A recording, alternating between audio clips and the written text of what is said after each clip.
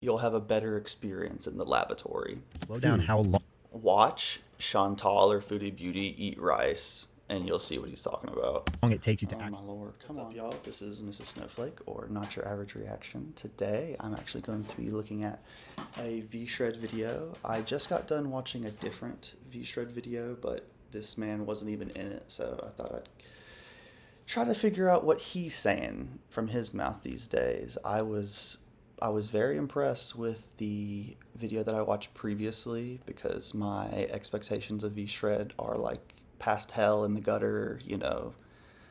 I don't have much respect for how he markets or how he marketed in the past. I hadn't seen or heard from the guy since probably 2019, 2020. So basically in this video, V-Shred goes over his 5 eating habits that can help you lose weight fast. The habits are hydration, eating slow, eating mindfully, putting spoon down in between bites, and planning your meal. But he goes more in depth on each topic for about 4 to 5 minutes each. Yeah, without further ado, let's go see what this knucklehead's into. At work, because there's always pizza parties, or people are going to stop by McDonald's and you're asking them to get you something, or y'all are going out to some bar and you're eating bar food for lunch every single day. Start there. Start planning out that meal. Or if it's dinner and you're usually stopping by a fast food chain on the way home from work because you're starving and you don't have anything waiting for you at home, or you're popping in a microwave burrito or whatever it is, start there. Figure out what that one meal is going to be. And then as you get more comfortable doing this, you can plan more and more. When you plan your meals ahead of time, you are much more likely to make healthier choices. Welcome to the V-Shred Better Body, Better Life podcast, All right. I'm hearing you out. where we help you live your best life while working on your health and fitness goals. We're here to make your journey fun and inspiring.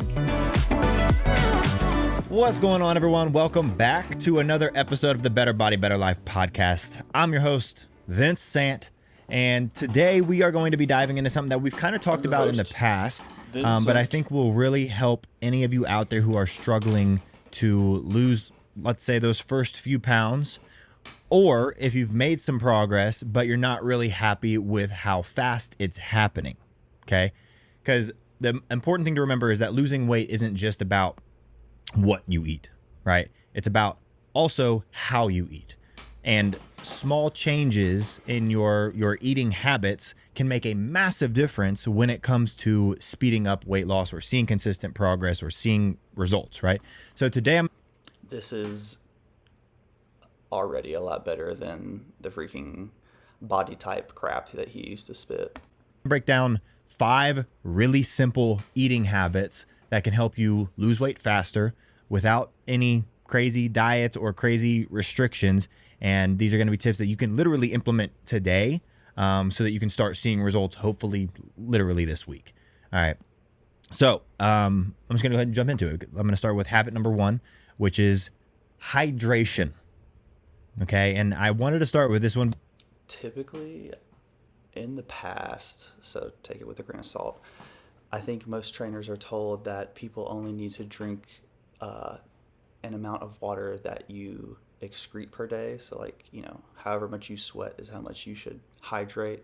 I don't know if you can really put quantity on it, like 2 gallons or whatever, because you can drink too much water and you can kind of make yourself dehydrated, actually. Because first off, it's super simple.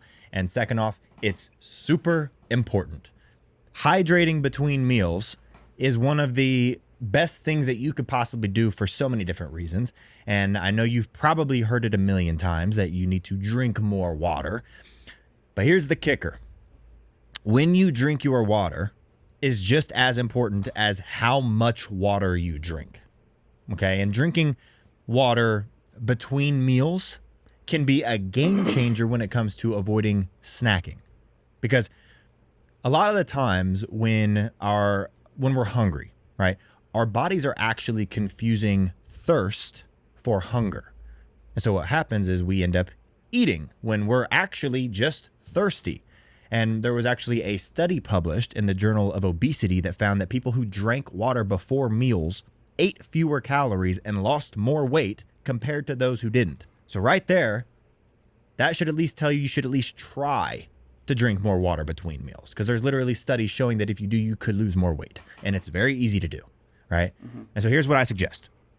Set a reminder on your phone, and I'll do this sometimes myself when I'm struggling to get water. Usually I'm pretty good about it. I usually always have a shaker bottle right next to me. But if you struggle to drink water, which is generally going to be usually in the beginning, set a reminder on your phone to sip water about an hour before your meals. And so if you know that you have lunch at... Yeah, this is a decent enough tip.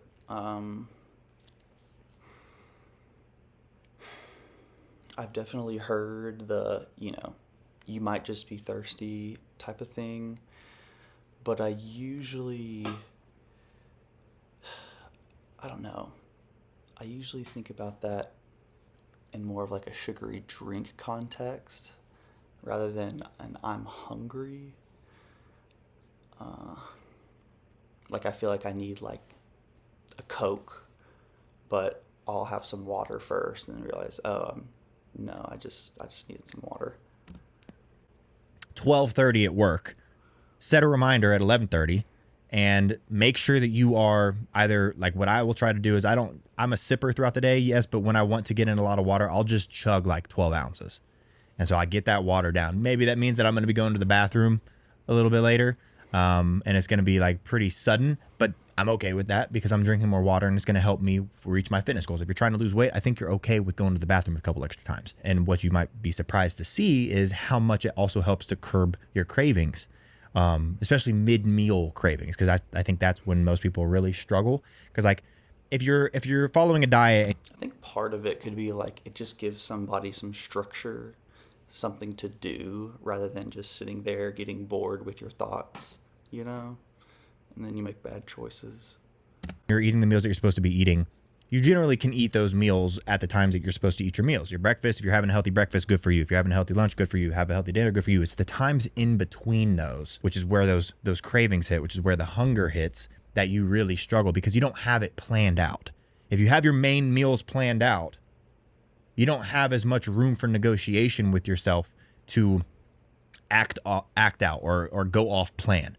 But between those meals, when you don't have a plan in place and you're hungry and you're craving something, that's when you start snacking. That's when you start eating. And that's when it's so much more important to have that water so that you don't do that. And then it's also going to help you feel more full when you do eat those meals. And so this allows you to eat the right amounts of food without staying hungry. And then, yeah, like I said, when it's time to actually have those meals and it's time to sit down and eat, you're not going to be starving like you were before, which, like I said, will cause you to eat that meal and then probably eat even more on top of that, especially like the last meal of the day. I feel like that's when people kind of struggle with their eating the most. And so if you know that dinner is around 6, 7 p.m., when 5 o'clock rolls around, chug a bunch of water, because that dinner meal, hopefully you have it planned out, but if you don't, then that's even more difficult. But if you do have it planned out, it's after that. I think we're going to go to 1.25. Dinner, which is where people struggle. It's getting a little repetitive. Whether it's immediately after or a couple hours after. And so anytime you know you're going to get hungry, and you can figure that out based on just trends in your life. And generally I've done episodes on this podcast before talking about like writing down when you get hungry and the level of that hunger. I think that's a super important tool that you can use. If you do that and you find that you're normally getting hungry between your breakfast and lunch, and then between your lunch and dinner, and then at, let's say 9 p.m., well, okay, about an hour before that time usually hits, chug water. And it's going to make a massive difference. And because the other thing to remember, like, this is not about just finding ways to cut calories. We're still aiming for a good number of calories that's going to fuel your body properly. We're just trying to avoid snacking on the foods that don't help us reach our goals in between those meals. Hydration, huge for helping you manage your appetite, manage cravings, manage binge eating. Okay. Habit number 2 is chew your food properly. And this is another big one that helps in Yeah, I can be super guilty of chewing my food too quickly and not enough. But if you're on a weight loss journey, you definitely want to slow way down. because you know it takes like 11 minutes for your brain to figure out you're full or whatever the fucking people say. I'm sure he'll repeat it in this video. Different ways. And I know it sounds kind of silly, sounds almost childish, sounds super basic. Your mom probably literally nagged you about it when you were a kid, but she was actually right, because there's actually real science behind it. Because when you chew your food thoroughly, you're doing two big things. First, you're giving your brain time to catch up with your stomach. Because fact of the matter is, it takes about 20 minutes for your brain to get the signal that you're full. 20 minutes? I thought it was like a strange number, like 11. Let me give it the old Google. Oh yeah, roughly 20 minutes, okay. According to Live Science. What do I know? So if you're shoving food down your throat and you're eating your entire meal in 5 minutes, you're likely to overeat because your brain doesn't even know what's happening yet. It takes time for it to catch up, so slow it down. Chew your food more. Second, chewing helps with digestion. It helps it go smoother, helps kickstart it, right? That's literally the first part of digestion, is breaking down food. And so the better you break down You'll have a better experience in the laboratory. food, the easier it is for your body to absorb all those nutrients. And that can obviously help with weight loss as well. And there's research to back this one up too. There was a study in the American Journal of Clinical Nutrition that found that people who chewed their food more thoroughly ate fewer calories and felt fuller faster. So next time you sit down to eat, try chewing every single bite at least 20 times. Just make a number. If that's too many, maybe try 15. If that's not enough, try 25. Figure out a number of chews. And I know that sounds a little crazy, but just try it a couple times to see where you're at. Maybe even just take a mental note of how many times you actually do chew. And if you're only chewing like 5 times, you're probably eating way too fast. So double that number, triple that number, quadruple that number. Slow down how long. Watch Chantal or Foodie Beauty eat rice, and you'll see what he's talking about. It takes you to actually swallow a bite, chew more, and it's going to help you in multiple different ways. And it might feel a little weird at first, but just give it a shot. Because if losing weight is that important, you're going to be willing to try things like this. And it does work, and there's studies backing it up. And you'll probably start eating less, and you're probably going to start feeling more satisfied. And I say that because there's studies showing it. Okay. Now, let's move on to habit number 3, which is, and this is one that I've talked about before, but I wanted to include again, eating mindfully. Okay. Because in today's world, it's very easy to fall into mindless eating, meaning you're eating lunch while you're answering emails, or you're snacking on chips or cookies or whatever in front of the TV without even thinking about it. The movie theaters just promote this more than anything else. They sell all these snacks to eat mindlessly while you watch their movies. The popcorn, the candies, the chips, the maybe it's hot dogs, whatever it is, the pretzels. They serve food so that you don't even think about eating it, and that you think that it makes the movie more. Last time I went to the movies, they had like a sausage and cheese plate and like crackers. So good. Enjoyable. And I'm guilty of this too. Everybody does this occasionally, right? But when we're distracted, that's when it's much easier to overeat without even noticing it. And so mindful eating is all about paying attention to what you're eating and when you're eating it. And so if you're paying attention to what you're eating, what that means is the texture of the food. You're tuning in to, and this might sound weird, how your body feels as you eat these foods. Because studies show that practicing mindful eating can lead to significant weight loss. There was a study published in Appetite that found that people who practiced mindful eating were more likely to lose weight and keep it off because they ate more slowly and were better at recognizing when they were full. So that just goes to show, when you're able to be aware of it, you're going to be able to make better decisions and you're going to get better results. And so a very easy way to start doing this, by the way, is just turn off the distractions, right? I'm not saying you've got to turn off TV forever. You can never watch TV again. You can't be on your phone. You can't be on your laptop ever again. But not while you're eating. If you just... That's fair, but I do love my entertainment while I eat my foods. But I'm also not like, 600 pounds or whatever this video is for. Focus on eating your food and then go back to whatever you were watching. Then go back to scrolling through reels on your phone, watching a YouTube video on your computer, whatever it is, do it after. Don't just mindlessly eat while you're doing these things. Feed yourself the right habits, right? And once you do that, you're going to find that, oh, wow, I'm not eating as much anymore, because before I wasn't even thinking about, if you had a bag of chips and you're watching Yellowstone or whatever, you might go through that whole bag of chips without even realizing it. And it's not going to do anything to make you feel full. And you're going to have a ton of extra calories. Versus if you have your dinner and you want to watch your favorite TV show while you're having dinner, okay, what we're going to do instead is we're going to pause that. We're going to enjoy our dinner with maybe our significant other. We're actually going to live in real life for a second. We're going to enjoy that food. We're going to be mindful of that food. We're going to chew that food a little extra. We're going to help the digestion process. We're going to drink some water. And then once we're done with that, we're going to go, okay, you ready to start this episode up? We're going to press play, and then we're going to be done eating. What we're not going to do is play that episode while we eat dinner, and then we're going to scarf through that, not even thinking about any of it. We're still hungry after. We're going to go over to the pantry. We're going to grab a bag of chips, and we're going to crush those too. Roughly like 4 minutes per tip. That's the difference. I mean, I get it. Get your bread. Just feel like we're like beating the dead horse. So if we can avoid that, you can lose more weight. So take your time with it. And also another thing that you can try to do is like, I've heard this one when I was a kid, or maybe not a kid, younger, we'll say 10 years ago. Putting your spoon or your fork down between meals it makes a massive difference.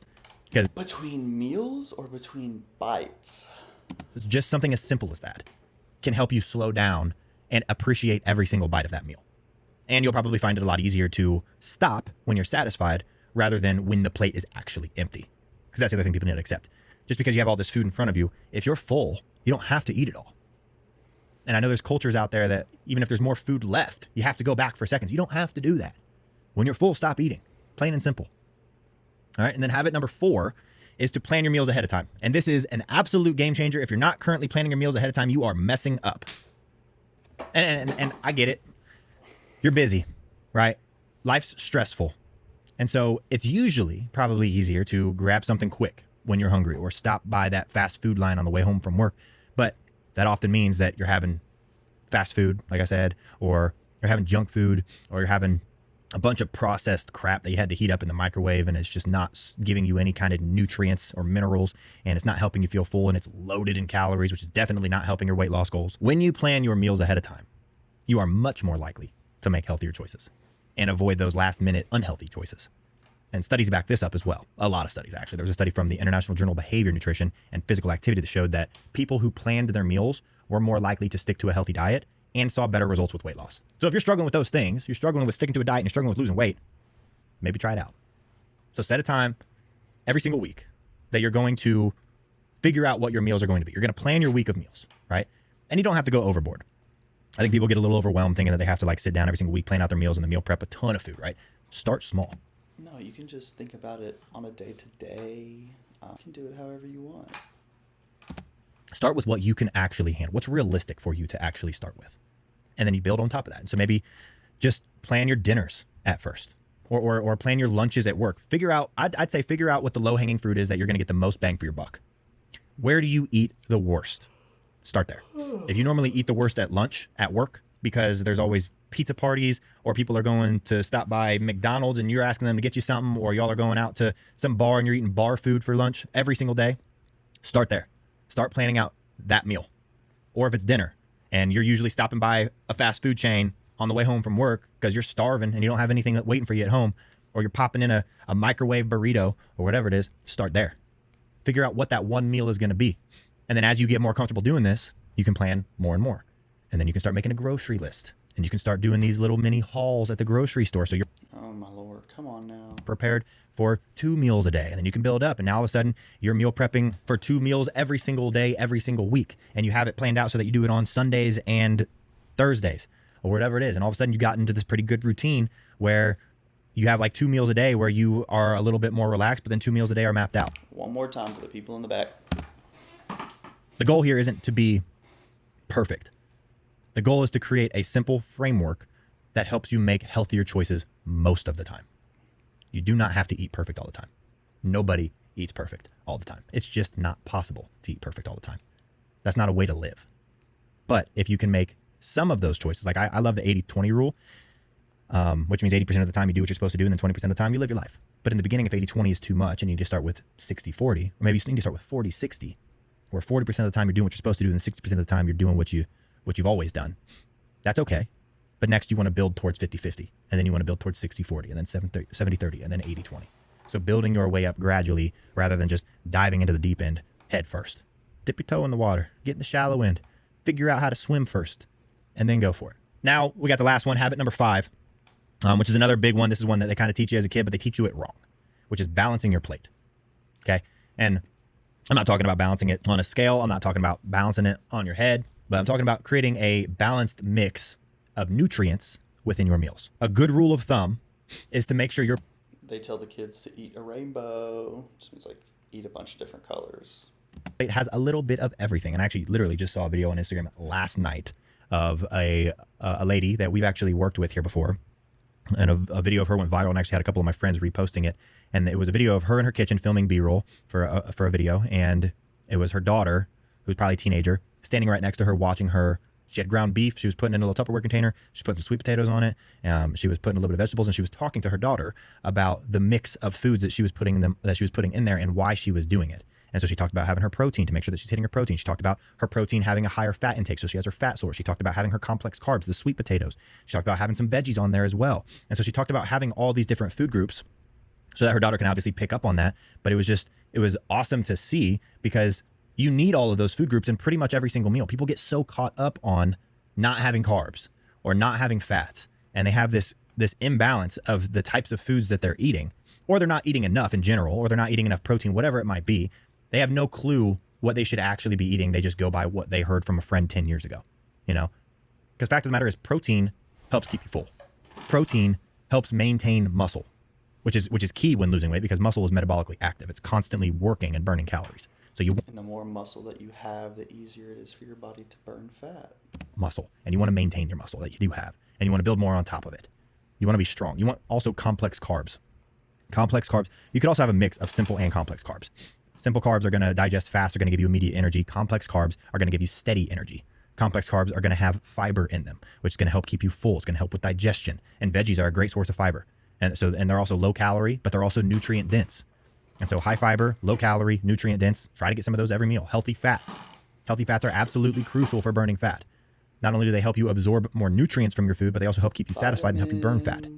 So you need to have all of these food groups for their individual reasons. But if you don't know what those individual reasons are, or you haven't heard that you're supposed to have these food groups at every single meal, then no wonder you haven't been having them every single meal. So now you know, okay? Make sure that you have a balanced plate. Next time you're building out your meal, try using what I like to call the plate method. Fill half your plate, maybe a quarter of your plate, with veggies. And then you're going to fill a quarter with lean protein, or maybe a fatty protein, and you're going to forget about the fats. And then you're going to fill a quarter with complex carbs. And then if you don't have a protein that's high in fats, you're going to add a little healthy fat, like some olive oil, some avocado. Or like I said, if you're having that fatty protein like steak or beef or bacon or something like that, then you got your fats taken care of. But this way, you're getting a balanced meal without having to really count calories or obsess over portion sizes. And I think that's a big, important thing to keep in mind here, is that when you're just making sure to include like a rough estimate of certain types. Sorry, I'm not making fun of him. I just know people with that like exact same kind of like tick or behavior. I think it's cute. Food on your plate, you don't have to count your calories. You're making healthier decisions. You're eating real food, which are going to be lower in calories because they're not processed. They don't have extra sodium in them. They're going to make you feel good. They're going to give you more energy. They're going to have you get rid of your brain fog. They're going to help maintain your muscle mass, help you burn fat. It's going to help in so many different areas of your life. But people get caught up in just the counting calories aspect.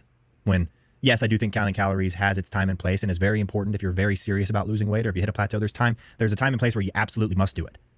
Does everybody always have to do it? No, because it's not realistic. If it's not realistic for you to count calories, then I don't want you counting calories. I would rather you just go with portion sizes and balancing your plate with the right types of foods. And then as you build those good habits, you build on top of that. And then maybe 6 months down the road of doing that, now you're ready to start counting calories a little bit. But if you do feel like this is a little too much for you to do, if you feel like maybe you need someone that can help you get there, we do have coaches that can help you build that plan, help hold you accountable, help make adjustments when needed, so that you don't have to stress about anything. You don't have to guess about anything. They'll create a custom plan tailored to whatever your specific goals are, making sure that you get exactly what you need to be getting to get the best results possible. And so if you want to work with one of our coaches, they're ready to go. There should be a link somewhere around here below above. Click the link or go to our website, vshred.com. It's probably just a cookie cutter program, but I will say he is giving a lot better advice than he was in the past. The script is a lot better. I think they have somebody actually in the fitness industry with a certification giving him this information now. Can't tell, this video is just for entertainment purposes only. Nothing here is meant to be taken seriously whatsoever. I'm just sharing my own opinions, not facts, on publicly accessible information first made public by public figures. Please don't go to these people's channels and leave mean-spirited, negative, discouraging, disparaging comments. Entertainment purposes only. Karina Kaboom.